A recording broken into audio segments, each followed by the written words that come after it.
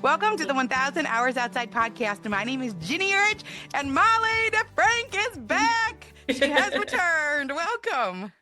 Thanks so much for having me, Ginny. I'm so excited to talk with you. It's always a pleasure. So the last time we talked about your wonderful book. Now, it had already been out for a little while, called Digital Detox. And this is a story of you taking the screens away and what happened. And we got so much phenomenal feedback on that podcast. So I'll make sure I put the link in the show notes. People can look back.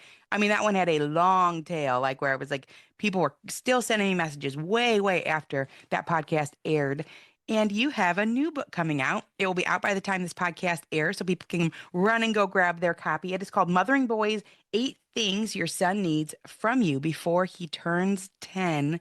And I am always impressed, Molly, with people that can like distill their wisdom down into, because I would be like, people were like, what do boys need before they're 10? I would be like, I don't know. So what is it that, you're like, you have a lot of kids, you fostered a lot of kids. You're like, these are core things that boys need in their younger years. Yeah, absolutely. Well, this book was really born out of a lot of the research that I did for that first book, Digital Detox. And I started noticing some things along the way, like, oh my gosh, kids are growing up completely differently now than we did in the 80s and 90s and early 2000s. And I was trying to put my finger on through the research, like, well, gosh, what is that? And what was great about our childhood that kids aren't getting today? And in doing that and looking at that, I also started to notice all these really negative narratives that are directed at our boys. And so holding those two things at the same time, I thought, man, I think moms really need to be resourced here for how do we train boys up in a world that's telling them that their masculinity is toxic and that the future is female? Like, what does that sound like to a 5 and 7 and 9-year-old boy in today's world? And how can moms kind of get in front of that? And I think the two pieces of research that really kind of drive all of it is one that said worldview is primarily formed by the age of 13.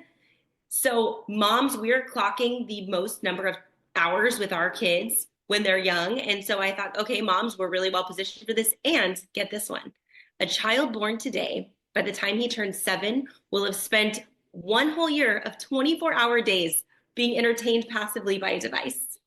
So those had like alarms going off in my head. And I'm like, okay, moms, let's huddle. What do our boys need? How can we give it to them? And really, from my position, I'm a Christian. My faith informs everything that I do. And so I kind of really wanted to resource Christian moms for how do we train our boys up in the faith and really give them what they need to grow up in this world.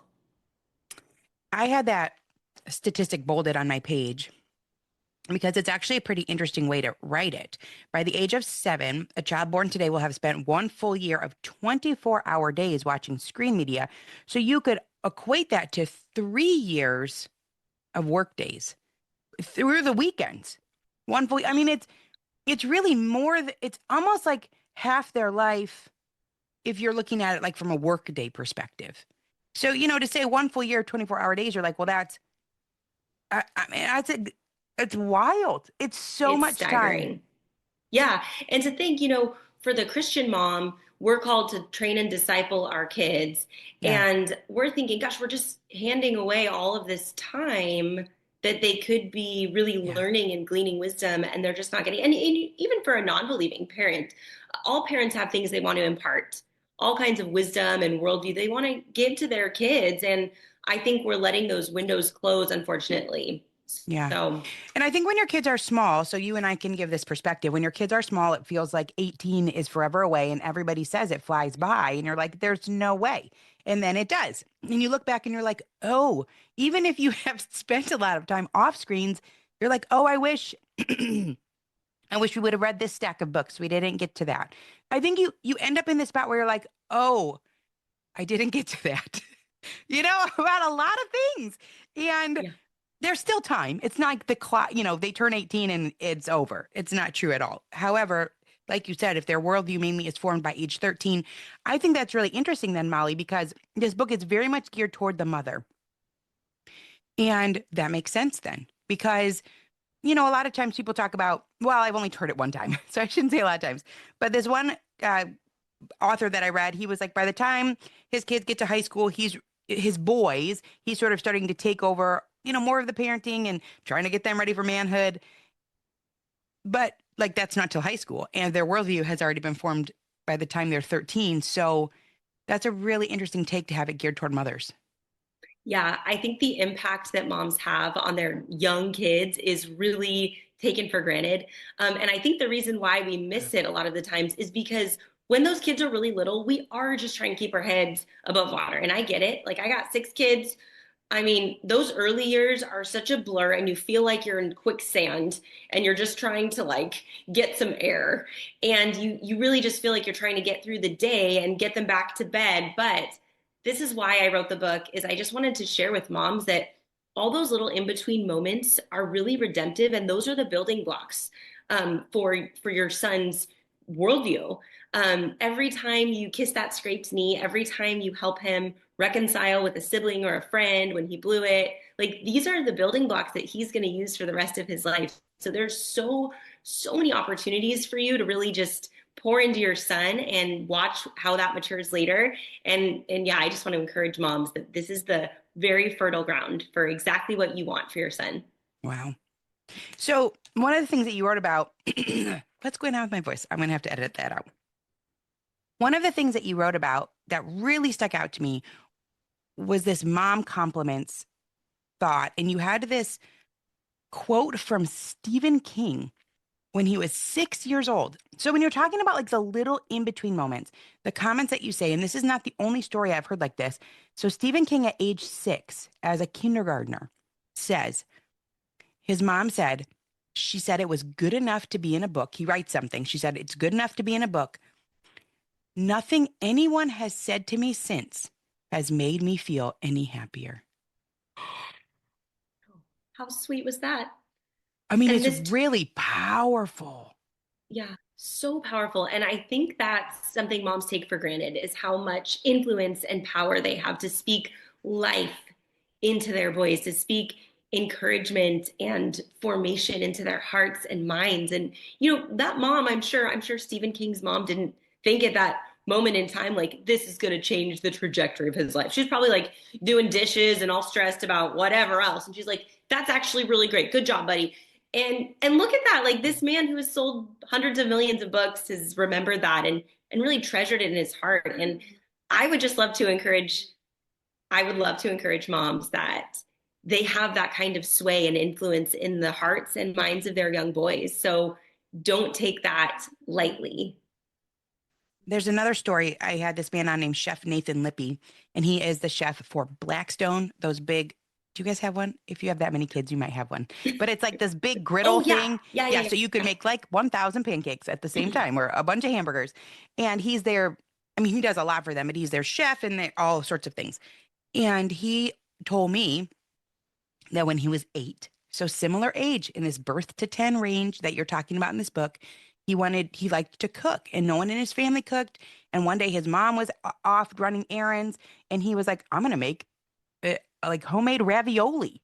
And so he watched all these cooking shows and he gets the dough and he does the well and he puts the egg in and he makes the own dough and then he puts in a filling and he parboils it. I was like, I don't even totally know what that means. But he was 8 years old. And he said his mom came home and the kitchen was a total mess. And so she said, well, you clean up, I'll eat. And that similar to the story with Stephen King, where she goes, you made this? How did you make this? One of the best things I've ever eaten. And he said, at that moment, I knew what I would be doing for the rest of my life. Oh my gosh, that is so powerful. Like, look at that Yeah. influence that moms have. I love that. And just looking at the future, you hold those two things, those two stories together, along with what boys are going through now and what the culture is for our boys. They're 2.5 times more likely to be suspended or expelled from school than girls. That 70% of expulsions and suspensions are boys. Um, Twice as many girls as boys are in the top 10% of students, and twice as many boys are in the bottom 10% of students graduating high school. More women earn undergraduate degrees and master's degrees than boys. So they're really falling behind. And that's just academics. If you're talking about mental health, young men are struggling with purposelessness in a way that we have never seen before. They've really lost their way. And so I think it's important for moms to understand both the power and influence they have to speak into the lives of their sons, and also that the stakes are really high. If boys are spending all of this time on passive entertainment, they're missing out on developing the gifts and talents that they have and how they can bless the world with those. I think we're living in this culture that says that, masculinity is toxic and the future is female, but if you look at, and for me, that source is the Bible, I see that real masculinity means developing and deploying skills and courage to protect and to provide and to serve other people. Yeah. And I think there are so many examples of that in the Bible. You see Noah worked really diligently to build an ark and obey God. You see David, and whether you're hearing these as stories or as truly the foundation of your faith, you see a young David who's just all in for God, Yeah. or a cause larger than himself. And you see also a tender side to David. You see, most of all, probably at the end of it, Jesus came not to be served, but to serve. Mhm. So we can glean these examples. And how do we use these in between moments of our busy days to be intentional and crank up that intentionality, when what we really are tempted to do is kind of numb out or pass our boys the tablet because it's easier and we're tired, and no shame in that. We all get there sometimes, but I wanted to just create a way and some really practical tools for moms to just say, you know what, not this time. I'm going to take 30 seconds, a minute, 5 minutes, and just kind of pour into my son. Mm.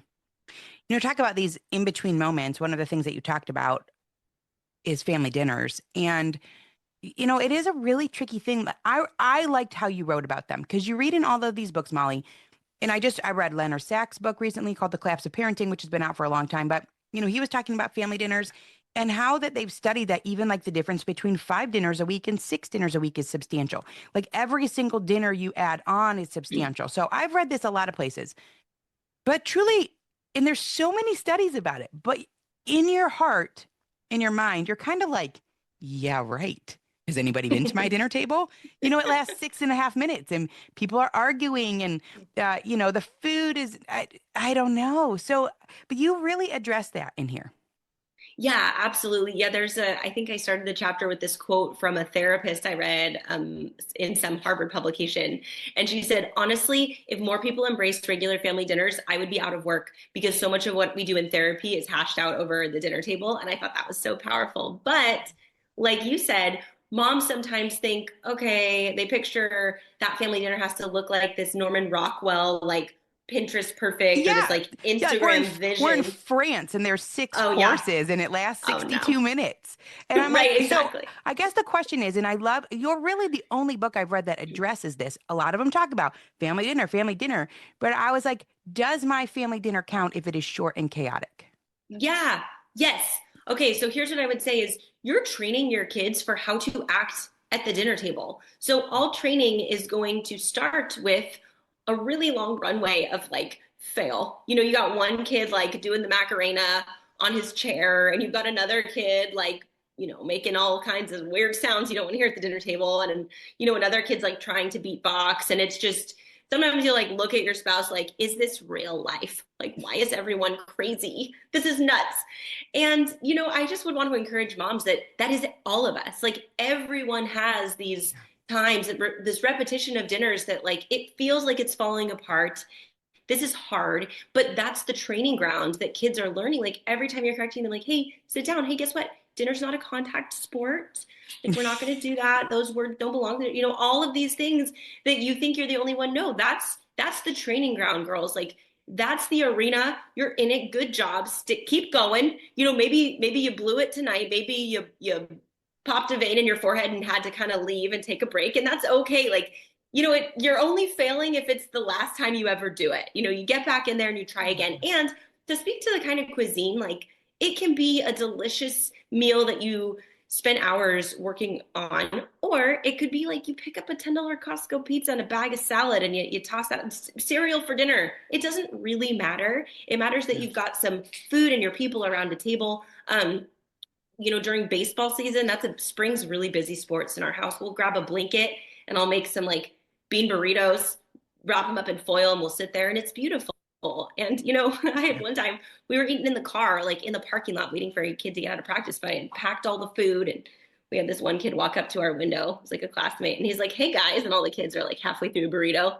And he's like, hey, wow. And here it kind of smells like, and I'm like, hey man, we're like eating bean burgers in the car. He's like, no, it smells like the music room at school. I'm like, I don't even know what that means, but we're just trying to get by, just trying to get through the day. But there are going to be so many like chaotic and wild moments. And I would even say 8 out of 10 times, it feels like there's not a visible, wonderful meal tied in a bow with a kid having some great revelation or great connection. But then there's those 2 times that you're going to see some fruit because you've been tilling the soil and you've been showing up and you've been pulling weeds and you've been teaching your kids what this looks like and what community looks like. And that's the gold. It's a really big deal, Molly, because I think after reading your part about the dinners and talking about the family therapist who said I'd be out of business if people had more family dinners, and you wrote about 60% of families still do not utilize this tool, even despite all the research. And I think the reason is because you think, how could this possibly be doing anything? And yet your perspective in the book is like, no, no, like every family's is like this. It is not like a painting. It is not like another country where there's courses and it lasts a really long time. Or Carlos Whitaker wrote in his book about like the monks and the Amish and they're sitting around. It for most people, it is this sort of chaotic thing, but it still works. It still works. And you talked about even like, well, you could do it before you could do a breakfast. If your schedule is off, it's a great alternative. Maybe lunch works. Maybe afternoon snack is when you're connecting like that if there's running around in the evening. So try a different idea. If you're not around at dinner every single day, you have little hacks for easy dinner ideas. It's really practical. Good. I'm so glad you found that. Yeah, I just think this is such a powerful way. And also sometimes parents will think, gosh, these kids keep fighting, or, I'm losing my temper or whatever.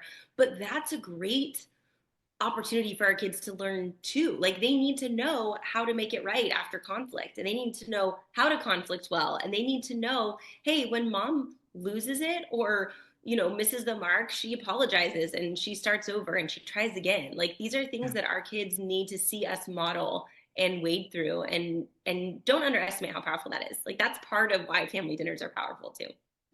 And this is helping them with their sense of belonging. So, you're talking about 8 things your son needs from you before he turns 10. Mothering Boys is the book by Molly DeFrank. So, we're talking about belonging. Boys today are increasingly lonely. One of the things that you talked about was that that these boys feel like nobody really knows them, which I sort of felt Yes. like that. Like as they got older, you're like, you've got the people that know you at school and you've got your family, people that know you at church, and it's all like these different contexts. But what was the number? Oh, 2/3, 2 out of 3 say no one really knows me. It's so high. Yeah, that blew my mind. 2/3 of young men say that, say no one really knows me. And that is so sad because we also know that relationships and quality relationships have this protective power. And that's really at the root of human flourishing. They did this study, the Harvard study. It's this really long-term piece of research they did over many decades. And they wanted to predict the um, the factor that would really show longevity and health and happiness.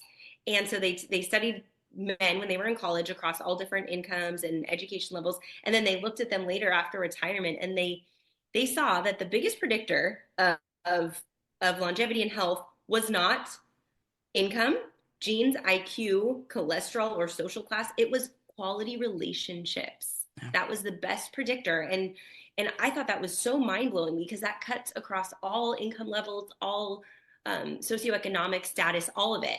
And that's something that moms really have the power to teach our sons is how to build and navigate relationships. This is the buffer for our boys to all these mental health struggles. And if we really think about it, like, okay, what is getting in the way of our ability to teach our sons about relationships? And honestly, today, a lot of that is handing them a device. They're interacting with these instant gratification devices that's just dopamine hit, dopamine hit. And so when we fill their free time with that, they're not running across the street, knocking on the door. They're not playing with boys at the park, getting rejected, getting picked last for the team. They're not having to deal with these things and taking these risks and negotiating relationships in a way that kids have for generations and centuries. So how do we give this back to our sons? And that's really what the book is about, is these simple ways in everyday life to kind of give them, to build these things for them. But yeah, what you were talking about was in relationship, which is truly one of the 8 things that boys are missing today, is the sense of belonging. And part of that is teaching our sons, you are valuable, you belong, you have purpose, you're called to a purpose, and using family dinner. So I go into all that in there. Yeah, it's a great book. I remember reading years and years back. One of my favorite books ever is Kim John Payne's Simplicity in Parenting. And I read it like, long before I had a podcast or long, I mean, it was just like a parenting book I read when our kids were young. And I remember that he said the number one predictor of success and happiness in life. This is sort of like what I'm talking about. It probably came from that study. I was like, who can claim the number one predictor? Yeah. And he said it's your ability to get along with others. And I think, this is what you're talking about here, but let's sort of dive a little bit deeper with if kids are spending 3 years of their life 1 year, 24-hour days by the time they're 7, that's really impacting their ability to get along with others. Absolutely. And it's fundamentally teaching them that the purpose of life and what they do in their free time is to be passively entertained, and that their desire for entertainment needs to be met at all times. So, and even that word like boredom, I read it's kind of a relatively new word. Like they didn't even have it a couple hundred years ago because people were busy. They had to work and they had to go get their food and they had stuff to do And on the they land. probably weren't bored because they had an imagination. And I think that that's probably a difference too, right? Which is, I talked to this man recently who said when he was a kid, he grew up in the 60s and he said he was always imagining things. So, and he actually like avoided people so that he could imagine more. Then he becomes a writer. But he would have had all of this expansive time in the 60s of no screens. And so he wouldn't have been bored.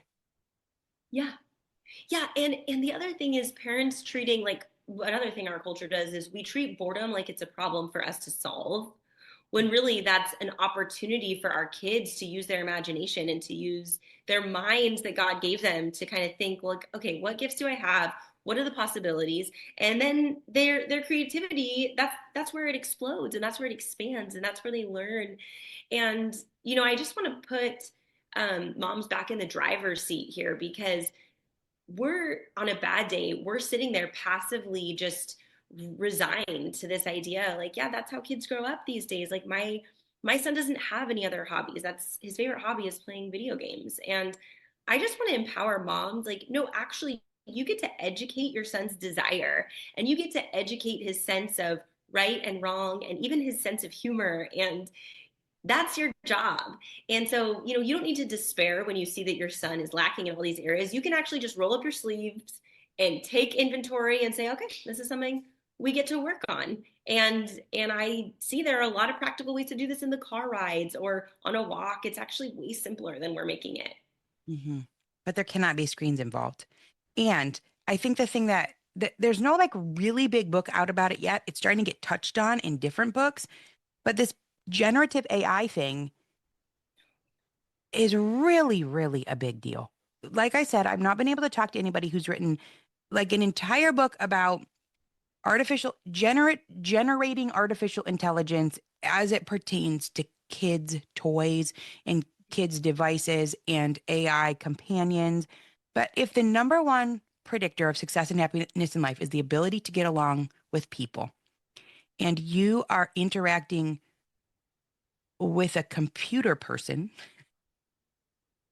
who, like the whole point of it is that, especially like with the AI companions, it's like it's meant to completely work around you and your personality and what's important to you and can you make me laugh? And it's wild to me how subversive, I don't even know if that's a word, could be to a child's relationship. And they're putting all of those algorithms in a lot of kids' toys as well.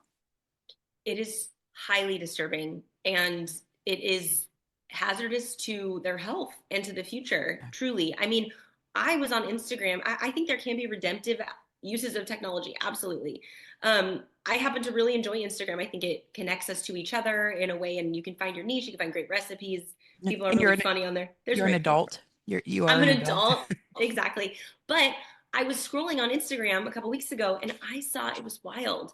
It was an ad for um, for kids to talk. It was something related to boys. And it's like, do you want to talk to, like, pick the qualities of the girl that you want to talk to, That's it. like physical qualities. And then it's like, do you want her to be funny, sassy, like happy, whatever? And then this bot is going to interact with him, and you're like, what are we doing here? I have to tell you a Like story. this. Let me Tell tell you a me. story. This is from a really long time ago, like toward the beginning of our podcast. We have a family friend who works in the AI space. And so he was testing different products. He does stuff with schools and stuff for ADHD. So this is a situation where there are some useful tools, like you said earlier. If you are nervous about speaking a foreign language in front of your class, you could probably speak your foreign language to the bot and it would correct your pronunciation. You don't have to be embarrassed or something like that. So this is not necessarily all bad. They talk about people in nursing homes and they're lonely, etc.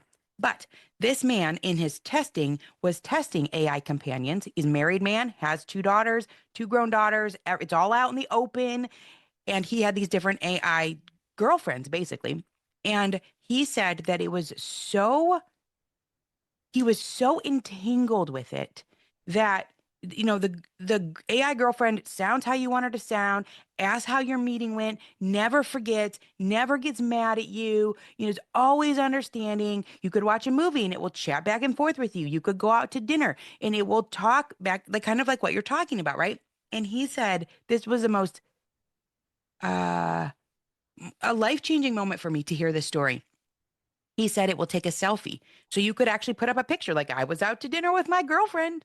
It's not a real person, but it has a look, right? That and he said he showed his daughters and they were like, "Ew, her outfit's ugly," or "That's inappropriate." They didn't like the outfit so they were like, "Well, tell her to change the outfit for the selfie." And he said he was so emotionally invested that he could not do it.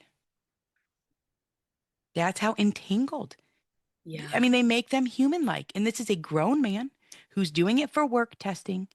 So I just can't really even wrap my head around the ramifications of AI companions for anyone, let alone for kids, knowing that the number one predictor of success and happiness in life is our ability to get along with others.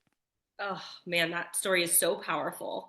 And it really highlights the need for us to kind of amp up our efforts to raise our kids well in this age. I mean, they need to have some context for that. You know, they're gonna see it. So we have to form this worldview of theirs so they know where to put that technology in their mind when they hear about it or when they come across it, which inevitably they will as they get Yeah, older. you So did. yeah. You said you came across it. It was just an Yeah. ad that came through, and it's like a billion something dollar industry. It's like the Mhm. race to the AI companion situation. And then people I've talked to have said, in other countries, it's starting to be this situation where, and possibly here too, but like people are not leaving their room.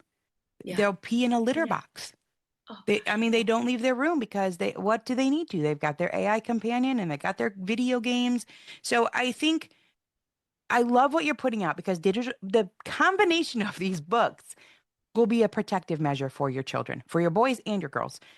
You have, I love that phrase. We have to amp up our efforts, which just means you have to hold the line Yeah. because we don't know the ramifications yet. And we've already gone down that path. We gave all these kids smartphones without knowing the ramifications, and it was horrible for them. So, like, if toys are coming out that have AI algorithm chips, don't buy them. No. Like our kids No. cannot be the experiment. So I love that phrasing that you used, Molly, amp up. Okay, one of the things I love in here that's just worth, I mean, buy the book literally just for page 60, which are the conversation starters. You have a Okay. couple fantastic lists in here that are worth their weight in gold, funny book recommendations. So I do think that the parents, I feel this sometimes are also losing their skills a little bit. Oh yeah, for sure. So Well, talk about, yeah. yeah, conversation starters and like I feel like I need them. Also, I'm kind of introverted, so I would be fine to like not talk all day. Yes, totally. And there's another, okay, so we'll bring it down to there's another study. It's It says that the basis of all relationships, to go back to what you were talking about before, that human relationships is the most important thing. And the basis of that is these serve and return interactions, starting when our kids are really small, where they express either a need or a question or an observation, and the parent responds. And then the kid says something back, and the parent responds, and it's kind of like passing a ball back and forth. But that is this foundation to human relationships. So we can start when our kids are really little. And that's why I put those conversation starters in there. You know, I've heard it said that sometimes your child's weakness can become, or their most annoying trait can become like their greatest asset when they're older. And for me, I was a super chatty kid. I was the youngest of four kids, and my parents were like, okay, like maybe take a talking break for a little.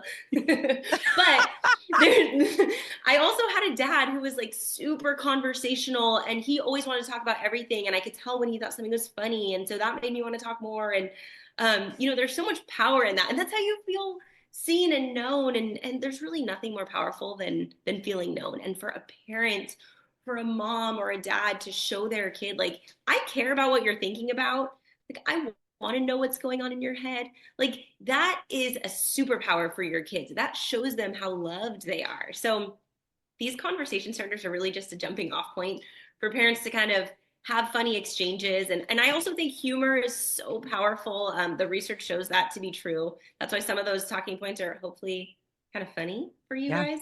It actually reduces anxiety. It helps kids get through really hard things, just that little dose of humor. So I've got a chapter in there about how to build that up. But yeah, I wanted to make it so practical that a parent sitting in the pickup line, if I don't know if you're one of those parents who get to school like 40 minutes before school lets out, like, good for you. I'm more like the 5 minutes late kind of girl, just because that's how I roll. But if you're sitting in that line and you're like flipping through, I want you to be able to find something on any page that's like, I can use this right now.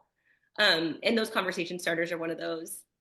Yeah, and there's pages and pages of them. So that's a wonderful resource in this book. So talking a lot about conversations, and if you feel like your phone has maybe hampered your ability to converse, which sometimes I feel that about myself, then this is going to be a good jumping off point for you. Okay, let's talk about what really relates to this audience, and you talked about it quite a bit. The risk, the grit, the getting outside, the boredom, the kids are on screens. I mean, you have this, I quote this statistic so much, the 4 to 7 minutes outside, 4 to 7 hours on screens. So, I mean, we're always talking about it's like, I think a digital detox for some families is like so needed, but also like, can we just balance it a little bit better? Like, if you're Yeah. not going to go whole hog and take everything, can we just say that 4 to 7 minutes outside and 4 to 7 hours on a screen is just like way off? Oh yeah, yeah, you're absolutely right. And 8-year-olds today are spending 5.5 hours per day consuming digital entertainment. So it's like we need to take charge here. Like I said earlier, we want to develop this real sense of positive masculinity in our kids. And I think that means developing and deploying the skills and courage to protect, provide, and serve others. And when our kids are numbing out on devices for the majority of their free time, they're actually just learning that they're the center of the universe and that the purpose of their life is to be entertained and accommodated. So, is that the message we want to send to our boys? I think most parents, I've never met a parent who says, yeah, that's the message I want to send my boys.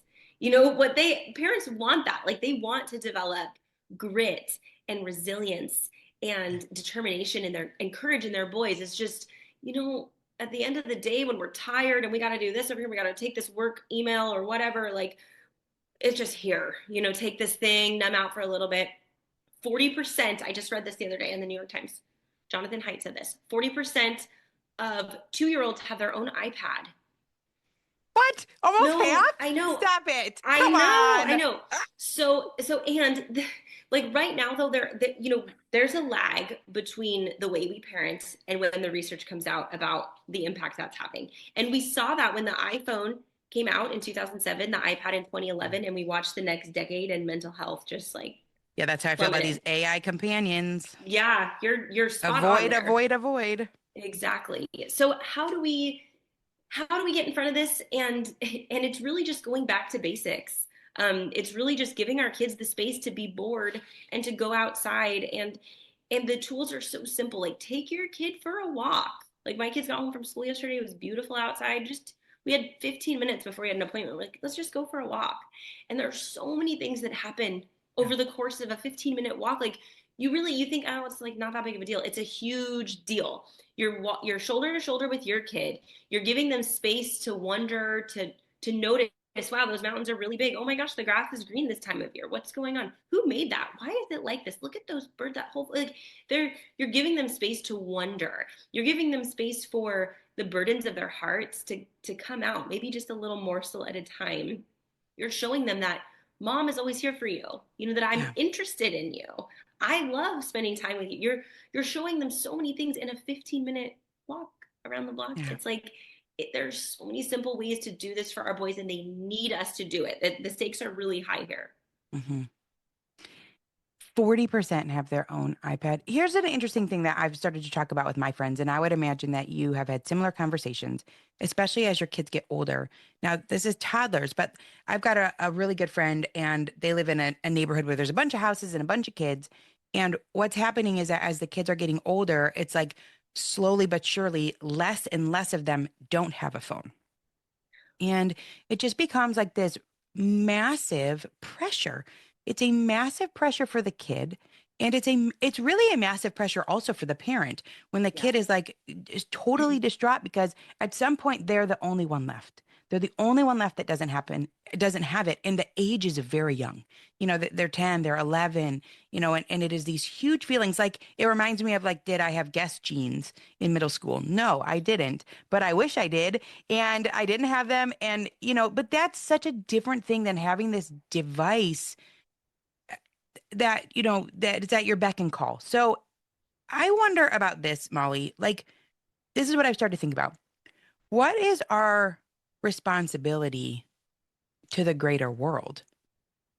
And I don't know, like, I don't know if anybody's really talking about that, but like, kind of, I don't know, we march for things and we have all of these, things that we fight for. And it's like, well, what if we fought for the fact that kids shouldn't have to feel all this pressure because every single other parent has gotten the phone?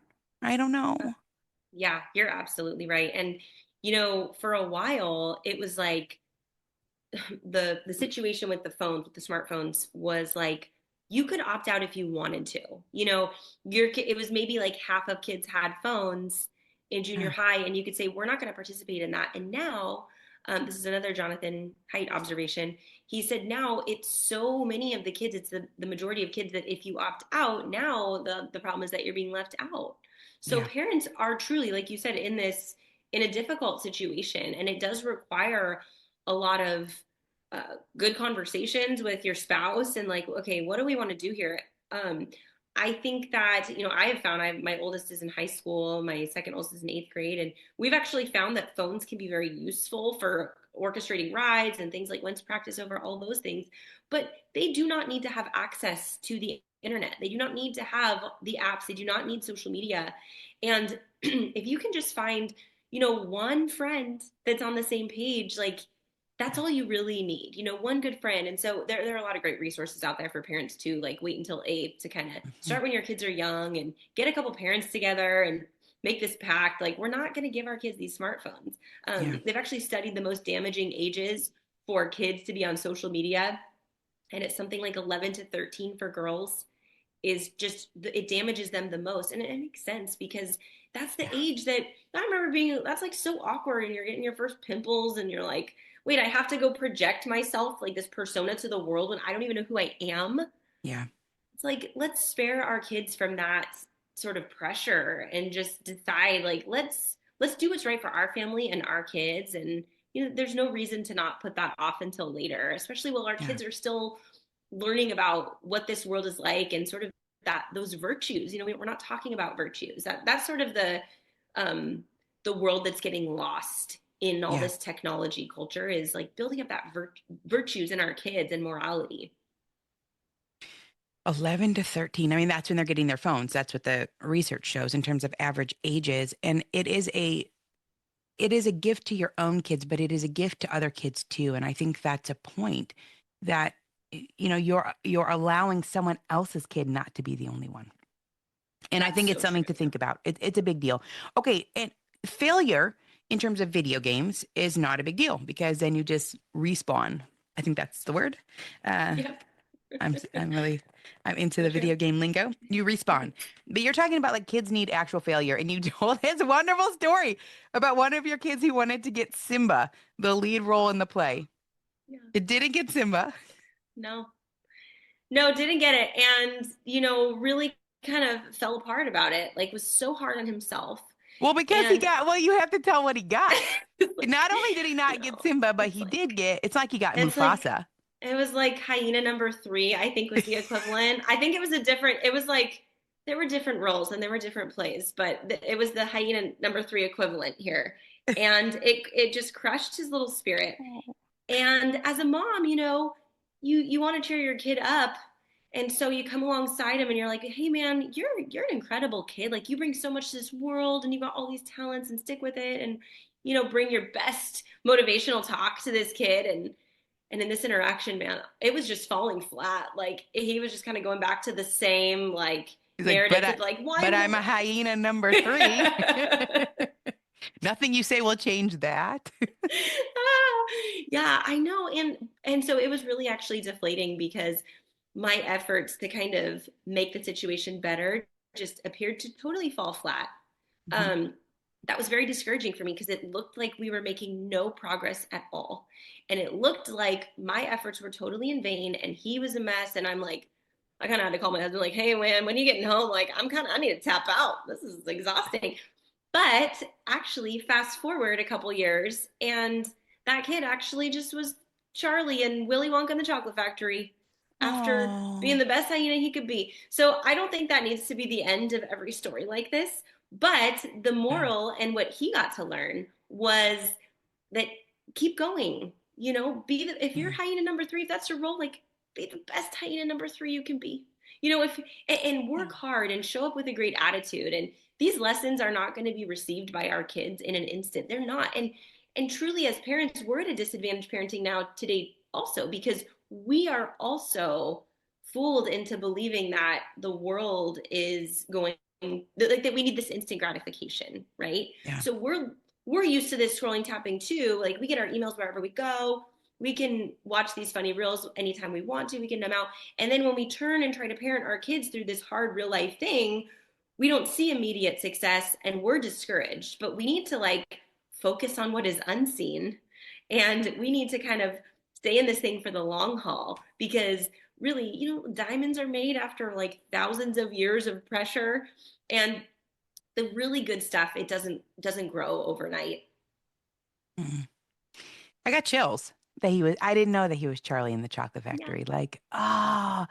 And so, he didn't quit. And I like this idea. You bring this up in the book, Mothering Boys, about reading about the failures of others. And actually, I had read in the, I didn't read it. My midwife sent me this.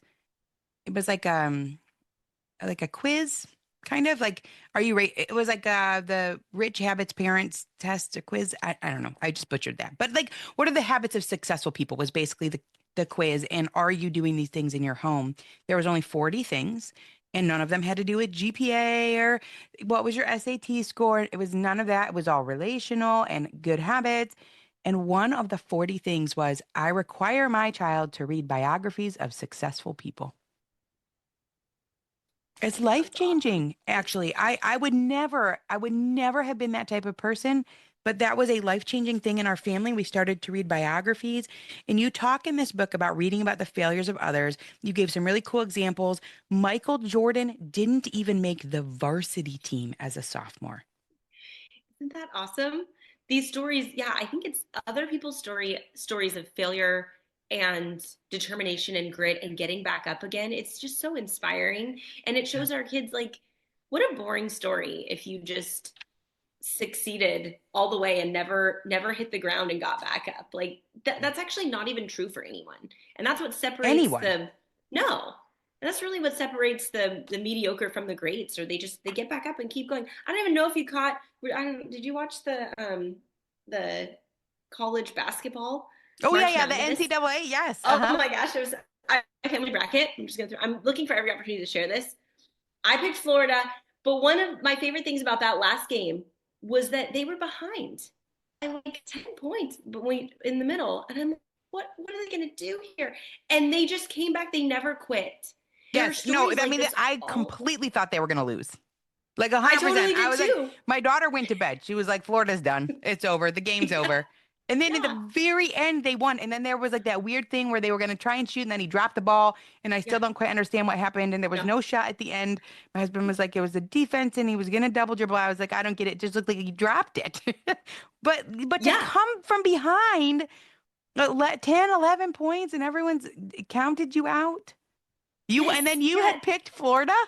Yeah, I know. I picked Florida because I don't know anything about basketball. I also don't understand what happened at the end, and I don't really understand the positions or any of that. But my father-in-law hosted this bracket, and I really wanted to win it. And the day we had to turn it in, my husband was at the post office, and he comes home. He's like, "Yeah, some older man was in there going, telling everyone very loudly, like, pick Florida, take them to the end."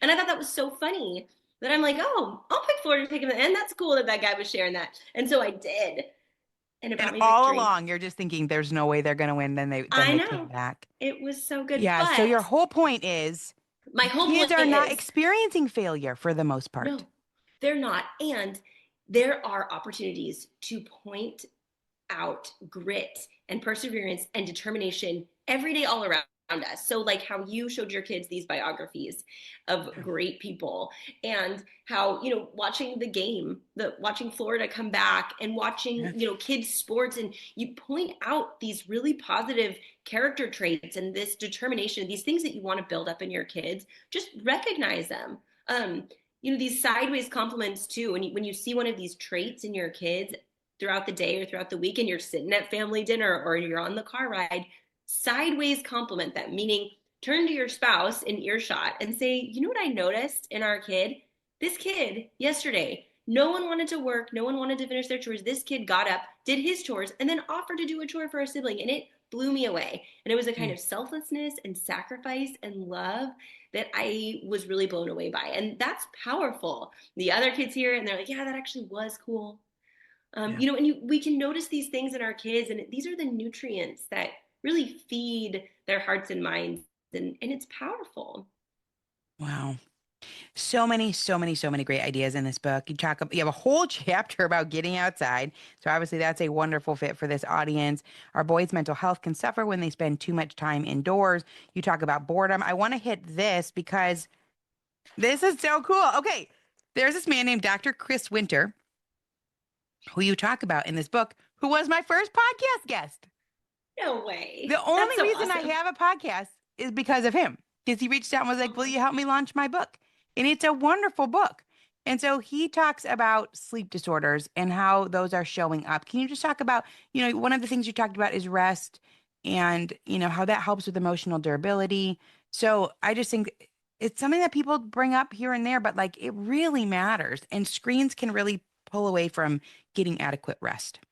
Yes, absolutely. That is something I did not appreciate until I took all of my kids' devices away, and did this detox. We like removed it all. And I thought that the negative effects of my kids' screen time was really just relegated to right after they were done and they were dopamine crashing.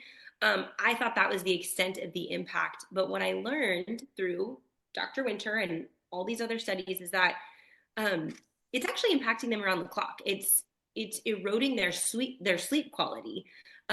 It's putting their brains into fight or flight mode, especially if they're playing kind of close to bedtime. They've got all these like cortisol and adrenaline pumping through their brains, and it makes it harder to fall asleep. It makes it harder to get quality sleep, even just the light that the screen emits. And when they don't have high quality sleep, that impacts them during the day. And so we're starting to see things like, oh, it's probably ADHD, we think. That's getting diagnosed so much these days. And really, what's wild is that sometimes if you just address the screen time issues and get your kids outside and exercising and moving and interacting with people, like that can be kind of this antidote to that. So don't underestimate that, how the power of getting enough sleep and getting outside. It's wild, like what the research shows about vitamin D and our immune systems being boosted, and our mental health just is so much better when we just spend some time outside. It's almost like we were wired to be out there, wired to be with people. So it's just Almost all like God made it that way. right, exactly. We've been So watching you're this just, documentary series called The Riot and the Dance, and it's on Angel Studios, and possibly part of it's on Amazon Prime. It is by N.D. Wilson and his uncle and oh other yeah. people who wrote like wonderful books, some of my favorite books. And it is a phenomenal nature documentary. It's one of the best I've ever seen. And it just is like this reminder, like there are so many cool things out there that we're missing. So yeah, it's almost like we're meant to be out there with people. Yeah, exactly. And that's such a good point because there is, we want to expand our kids' capacity for wonder. That's Yes. one of the chapters in the book is about that. And if we're not exposing them to these things in nature and to our world, then they're going to miss that, and they're going to miss truly appreciating their place in the world compared to how big the world is. That's another thing. Getting your kids outside shows them, like, wow, that mountain's really huge. I can't even scale that. It really exhausts me. And it really puts into scale, like, who we are in the universe, how small Yeah. we are, and how many people there are, and what is our place in it. And it kind of helps get them thinking about all these questions. But that's right. I actually want to check that show out. We'll do Planet Earth sometimes Yeah. So with this our is kids, this which is one fun. is I think they call it the first nature documentary that glorifies God. Oh, It's so good. so good. Oh my It's gosh, I can't wait so to good. watch It's just this. all What's it about called again? God. It's called The Riot and the Dance. Okay. It is, and to watch it, like this episode's going to come out after Easter when your book launches, but like to watch, I mean, just even in that week, that like Holy Week, it is so good. It's the best thing I've ever seen, actually. And there's smaller episodes and then a couple longer documentaries. I started with this one called Water, and just about how like this is what he says, like the water that Jesus was baptized in still exists somewhere. Does that just Oh my like gosh. blow your mind? I That's was wild. like, That's wow. amazing. Yeah, because of how God made the water cycle. I was like, that is Oh my so, gosh. so cool. I mean, That's talk so about cool. wonder. Talk Yeah. about wonder. It just, that's what the documentary is about. It's about the wonder of God's imagination and creativity, and He made it for our glory, our I love enjoyment, and it. His glory. And anyway, So so good. you talk then about wonder. You can't overload your calendars and create fast-paced days. We have to have some downtime for us in order to experience this wonder. And you wrote, that's a good reminder.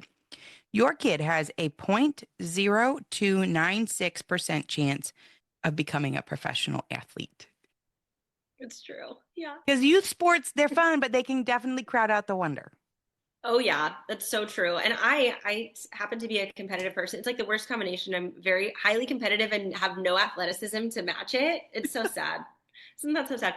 But so watching my kids play sports, I can get like real excited. But I constantly have to check myself with that. Like, hey, we're not, what is the point of this? I actually really care a lot more about my kids' character. I care about their sportsmanship. I care about how they talk to their coach and how they listen to their coach. How do they respect authority and Yeah. go with the call, and how do they treat their opponent?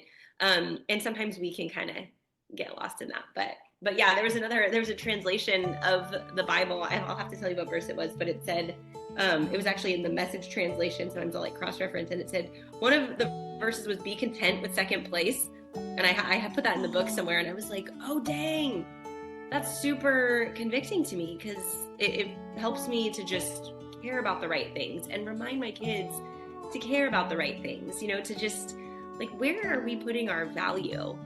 Where is our identity from?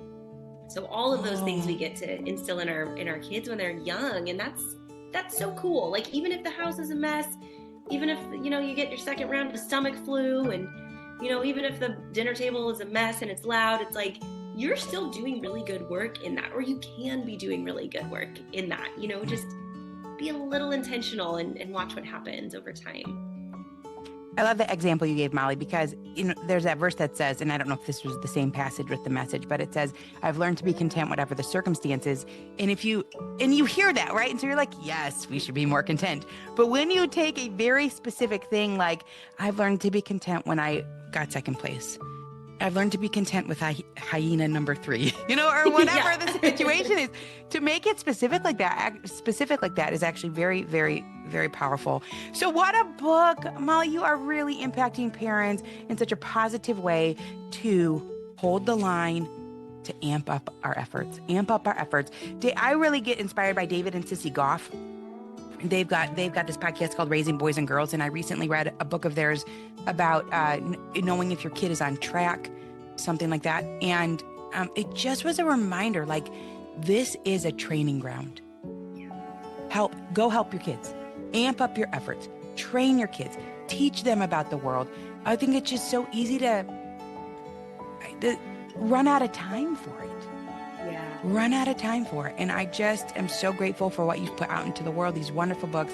I know everyone will be so thankful to have heard from you and to read what you've written. Thank you, Molly, for being here. Thank you so much, Ginny. Thanks for having me.